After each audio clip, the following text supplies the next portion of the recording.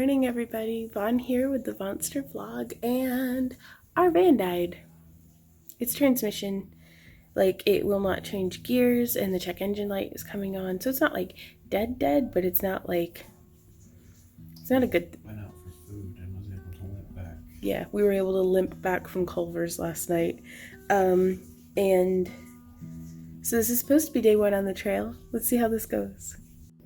We spent the evening prior shopping for a car online when we had come to the conclusion that replacing the transmission in our 19-year-old, nearly 200,000-mile van on Labor Day weekend while states away from where we actually live was not really an option. Luck was with us though, and we found a clown-sized car that was right in our budget. Also, there was a super cute doggo at the car shop. I think his name was Drago? Yeah, Drago. They're saying goodbye to our van and hello to our new car. Oh boy. We're doing the thing, y'all. We're getting our packs ready. That's Lara, that's Randy, that's Zico. Jacob's in the back of the car. So, we're on our way. Actually, the new car is really good for getting us both in frame. Because the seats are closer together. This is the tiniest car we have ever owned, y'all. Like, hardcore. I'm really excited. Randy, I'm gonna miss you super bad, honey. I'm gonna miss you too. I'm trying to not, think about it too much. Hopefully you'll be too busy carrying a lot of heavy stuff. Yeah, okay. The only way you can miss me is I wish Randy was here so he could carry this stuff for me. Yeah. But we've got the seats folded down already, one of them at least. We got a new car. We're even more in debt now, but that's fine. That's fine. It seems to be the tire pressure indicator light came on. Better than that. It's so much a new car that I'm going, what the hell does that one mean? Fortunately, we don't have any signal, but the user's manual is in the glove box, so... Tire pressure. Tire pressure. Hopefully that's... I've had enough adventure for the day. Yeah. Oh boy, and the adventure hasn't even technically started yet. No, you're only going to get there about an hour and a half late. Yeah, we are running about an hour and a half behind. But I don't feel like that was entirely my own fault. No, I don't think. So it's just how the cookie's been all crumbly. Yeah, it's just how it's going. But also, we're only going to be doing 2 or 3 miles today. Yeah. And the idea was to get off the trail by 5, but sun doesn't set until 7. So I think we'll be okay. Yeah. We'll see. We'll see, you guys. There's no toe prints on the windshield yet. I don't know if you can get your feet up there. I don't know, I can't either. It's beautiful out here though, honey. Look at that. There's water. Ooh.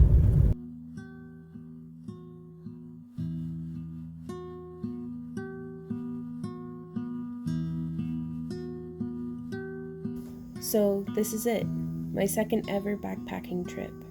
It has been 2 years since I've even worn my pack.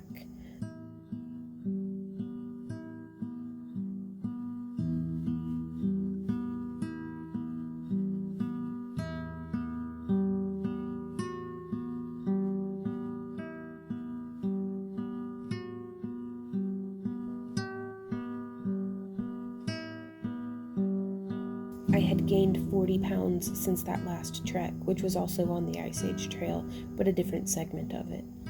The night before leaving our home, I had journaled. I don't have enough room in my pack for all this fear. I am afraid of my weight being a burden on other people. I will carry my own weight, but I dread holding other people back. I fear my weight will break my body. I am afraid my friends and strangers will be disgusted by my fatness and judge me as lazy, a glutton, and an excessive slob. I am concerned that I packed too much, and that my tarp, like me, is ridiculously huge. I know most of my fear is a projection of my own self-loathing, but to recognize the fear, pain, and damage is the first step in healing it. Regardless of, or maybe even in spite of this fear, I am out of my mind ecstatic to be starting this adventure. Woo! Adventure! Well? In 800 feet, your destination will be on the left. I hope nobody comes flying over this hill. I almost feel like we need to put one of those bicycle flags sticking up in the back of the car so semis know we're there. And put like a little like bicycle horn on it. Your destination is on the left.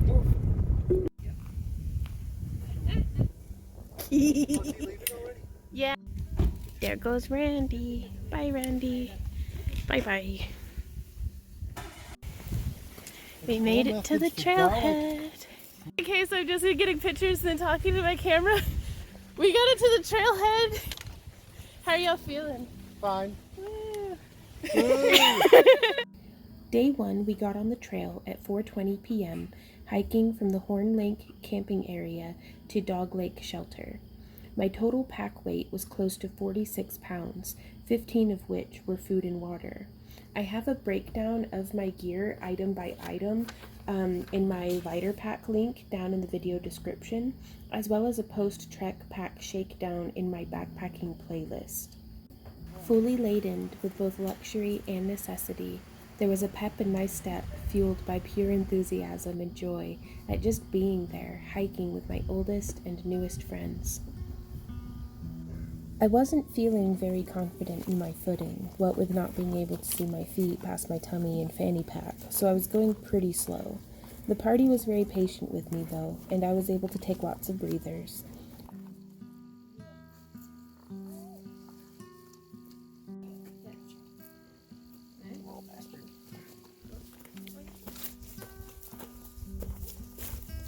We trekked a total of 3.4 miles and arrived at camp at around 6:40 p.m.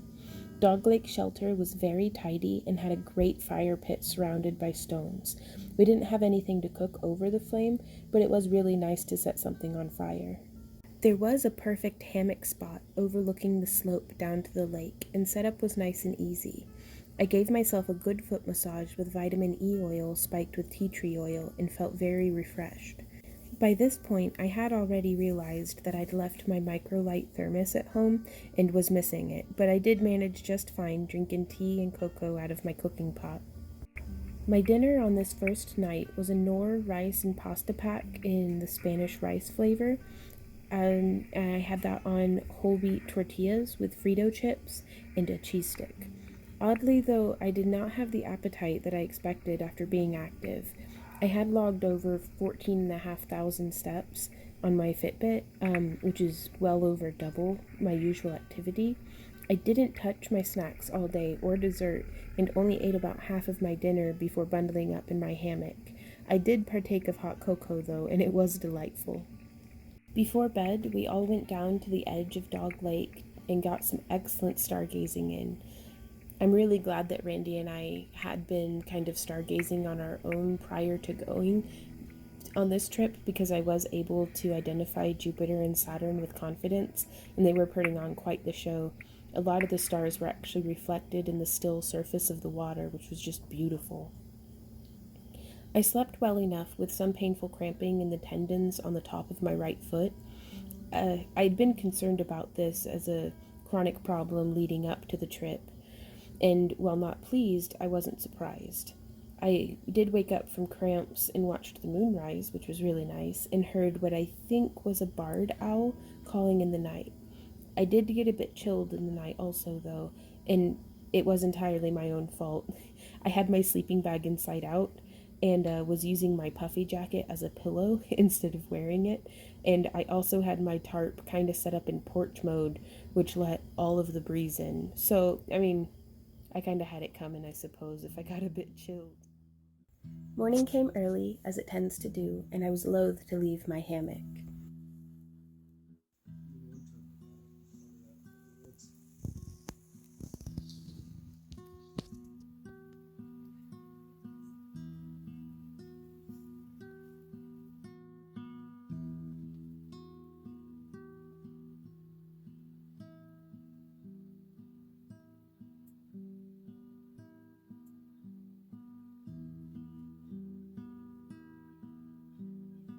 mist rising off the lake was a lovely sight.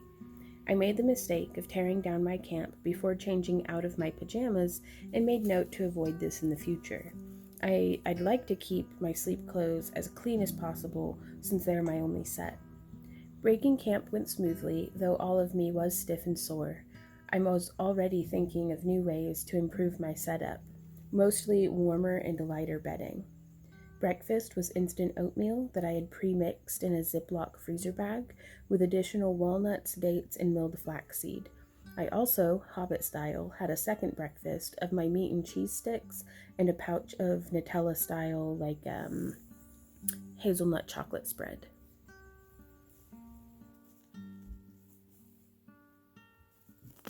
No. Are you shitting me?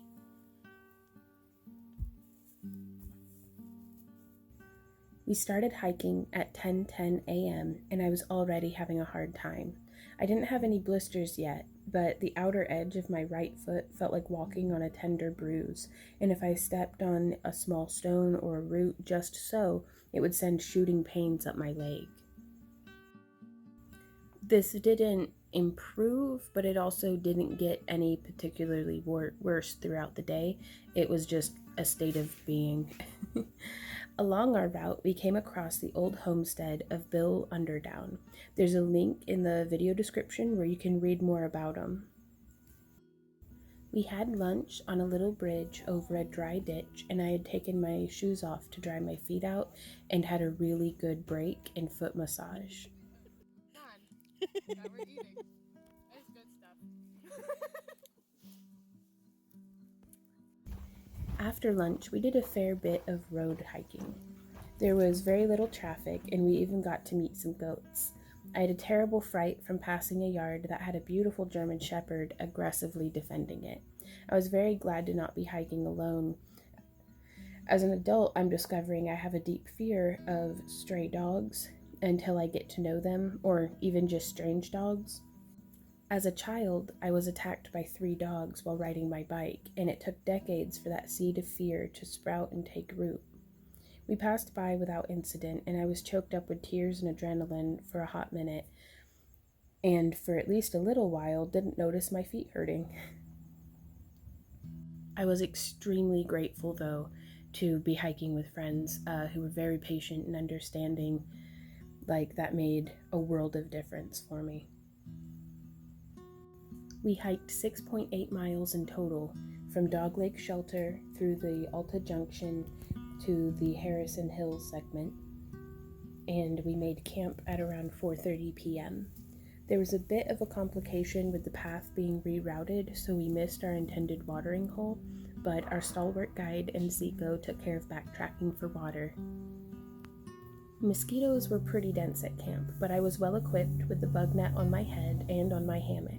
While laying in the hammock, I could actually see the swarms of mosquitoes land on the net and stick their little proboscis through the net, trying to, I know you're in there.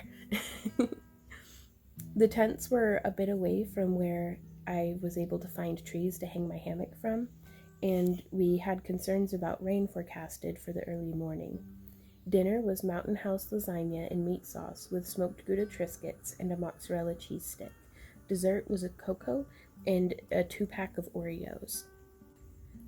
I really love the lasagna and meat sauce by Mountain House. It's probably one of my favorite go-to dehydrated meals, and adding a mozzarella cheese stick just makes it ultra decadent. And it is kind of a bit of a lasagna gruel though, so I do like the Triscuits on the side, just a couple of them to give some crunch and contrast of texture. But that is definitely the Hobbit in me being yes, I need some contrast of texture. It's really straight luxury on that one. By this point in the day, I was feeling genuinely exhausted and in a big mood of, do my friends hate me or do I just need to sleep? My feet were in constant discomfort and I missed Randy terribly. Physically and emotionally ragged, I was heavily considering being picked up at one of the road crossings we were due for the next day. I had enough signal to text Randy, and on his and Lara's advice, I decided to sleep on it and make my final decision in the morning.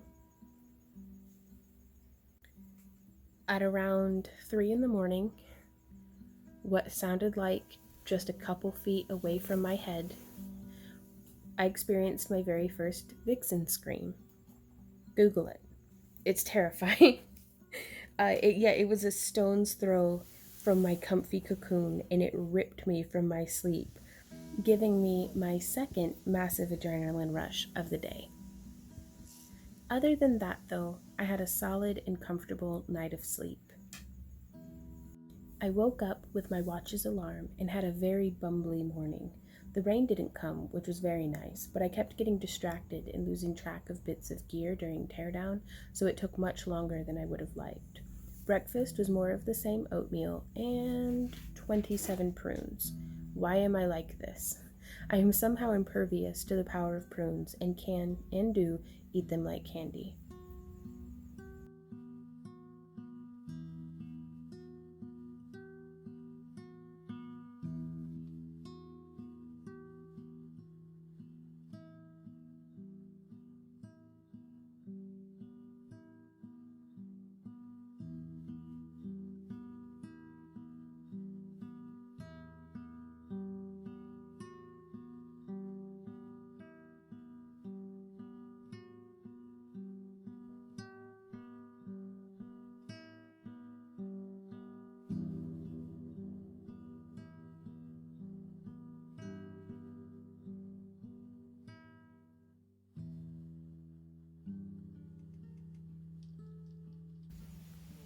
We had a late start on the trail, 10:40 a.m., and I was not hiking very fast, even for my standards. Unexpectedly, my foot wasn't hurting like it had been at all. Doesn't look like much, but I just went up a hill. The backs of my heels have split open. The moleskin is doing what it can, but this is amazing. The temperature was a bit warmer and muggier than it had been. Rain still threatened in the forecast, but I was very glad to decide to stick with it and not get picked up early. We hiked 3.9 miles from the Harrison Hill segment to Buss Lake and made our early camp at what we dubbed Lothlorien, the most perfectly secluded campsite with a fire ring and an enchanting view of a mossy bog. Like, it was perfect, y'all. The location was ideal as we were right uphill and across the trail from Buss Lake, so water access was easy. Job of getting the camp set up before the storm hits. Yes. Hey, my tent's all set. Sleeping bag and pad are inside.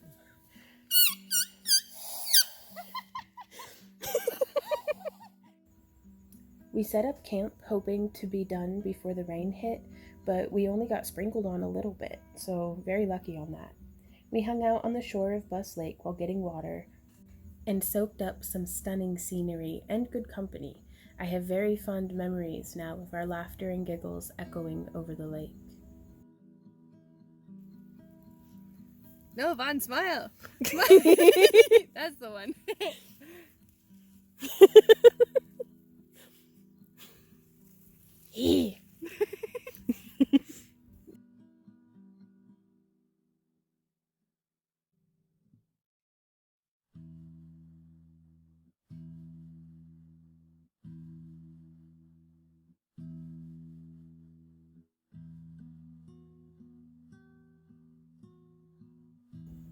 Dinner was relaxed by the campfire.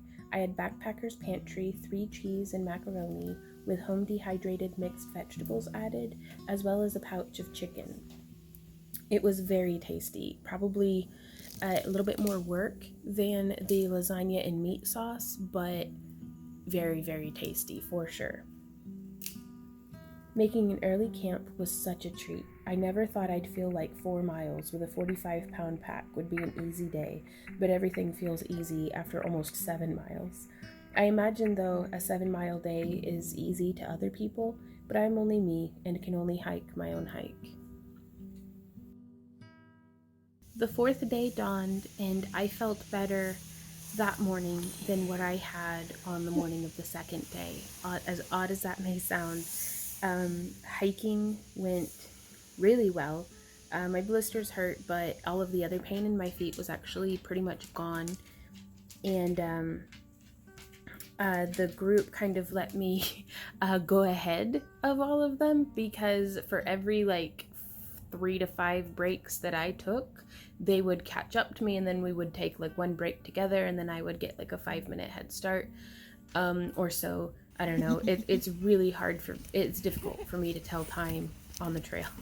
But then I'd get a little bit of a head start and just trek along at my own pace and taking breaks however often that I needed to. And we kept a pretty fair clip going, and I was able to get more vlogging done than I had the whole previous extent of the weekend. Not just because, well, whenever I vlog, I don't want to like, inflict myself upon people. They didn't sign up to go backpacking with a vlogger.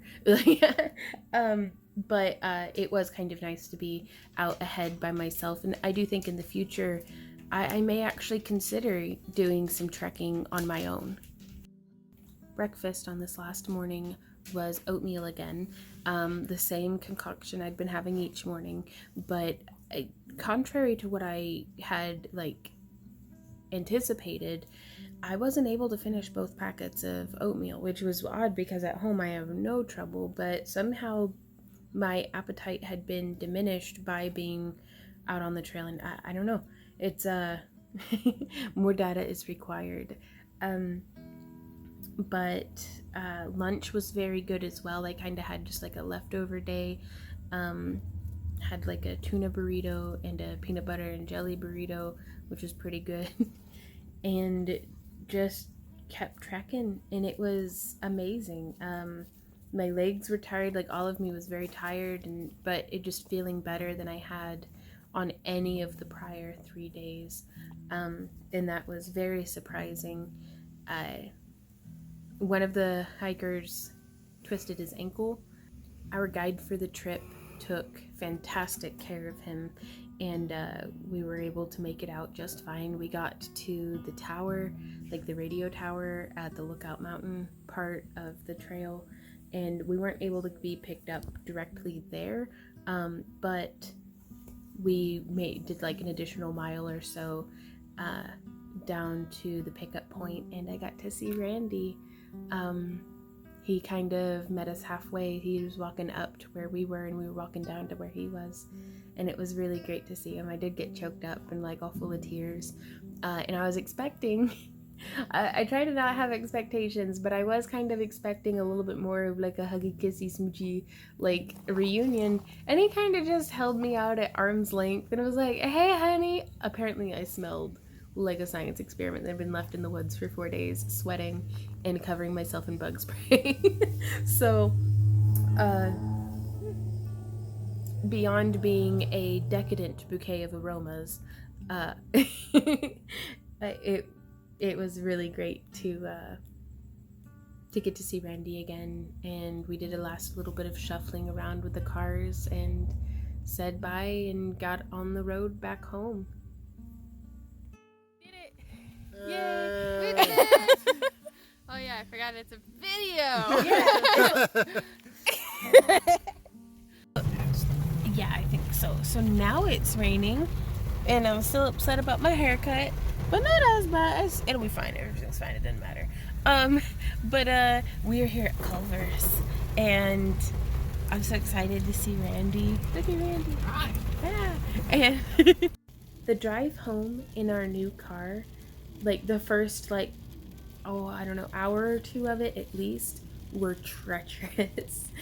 We'd gotten some dinner in us, and the storm kind of started, but whenever the sun set, it really, it took off, and it was very tense. I was just navigating for Randy because it was so loud inside the car from the rain and thunder that Randy couldn't hear the GPS. So I was navigating and just in an unfamiliar vehicle. We don't know how it behaves. Randy was still getting used to how it handled, being such a small car. We're just down so much lower, so every time a semi would pass us, we were basically getting dumped with literal buckets of water, just so much water directly in our little car face.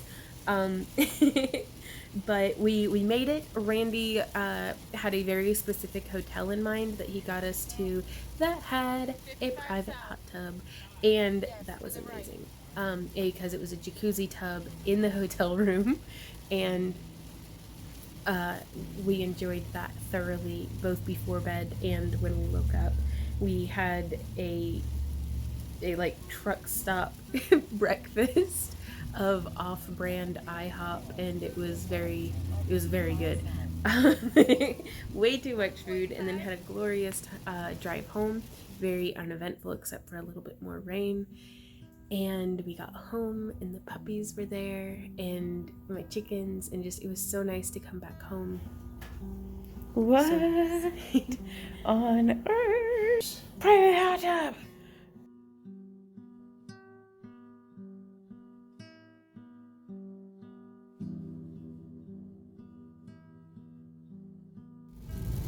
This is some bullshit. Yeah, it is. That's pretty. It look like rain. It is sunny. But it's raining. Nice, pretty clouds. Like, what the crap? Oh boy.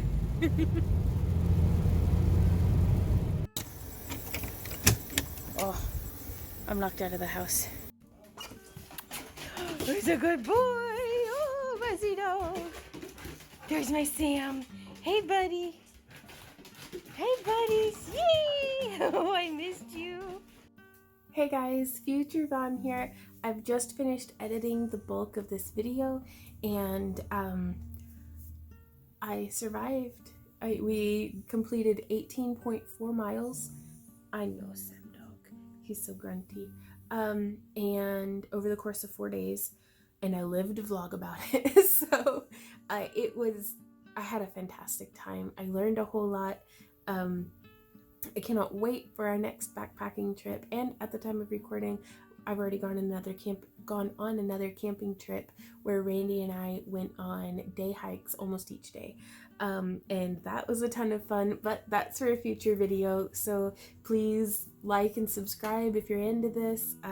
We've been posting vlogs almost daily here lately of just a peek into our daily grind of being a mediocre meatloaf and just kind of meh doing stuff.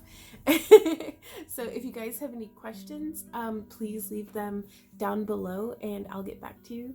If you have any questions about, like, I don't know, literally anything, like, I don't know. But I will see y'all in our next video. So until then, you guys, keep on keeping on. Bye.